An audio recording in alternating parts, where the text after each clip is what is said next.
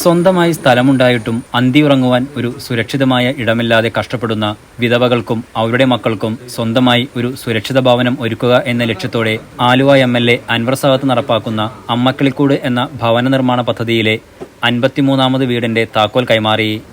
ശ്രീമൂലനഗരം പഞ്ചായത്തിലെ തൃക്കണിക്കാവിൽ വാഹനാപകടത്തിൽ മരണമടഞ്ഞ ബിജുവിന്റെ ഭാര്യ കവിതയ്ക്കും 3 പെൺകുട്ടികൾക്കുമാണ് വീട് നിർമ്മിച്ചു നൽകിയത്. GWC ലോജിസ്റ്റിക്സ് ഖത്തറിന്റെ chief executive officer Rajeshwar Govind ആണ് വീട് സ്പോൺസർ ചെയ്തത്. 2 ബെഡ്റൂം, ഹാൾ, കിച്ചൺ, ടോയ്ലറ്റ് എന്നിവ ഉൾപ്പെടുന്ന 510 ചതുരശ്ര അടിയിൽ 7 ലക്ഷം രൂപ ചെലവ് വരുന്ന ഭവനങ്ങളാണ് പദ്ധതിയിൽ നിർമ്മിച്ചു നൽകുന്നത്.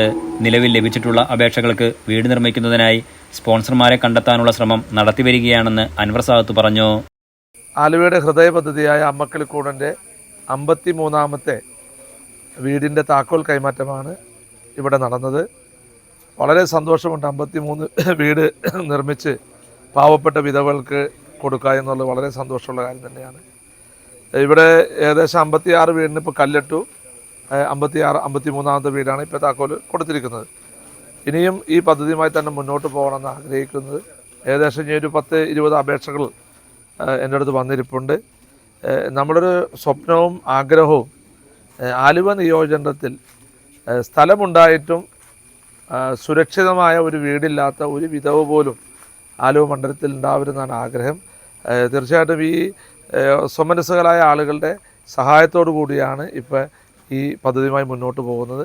ഇപ്പോൾ ഈ വീട് തന്നെ സ്പോൺസർ ചെയ്തിരിക്കുന്നത് നമ്മുടെ നാട്ടുകാരൻ തന്നെ രാജേശ്വർ എന്ന് പറഞ്ഞ നമ്മുടെ ഒരു സുഹൃത്താണ് ഈ വീട് സ്പോൺസർ ചെയ്തിരിക്കുന്നത്.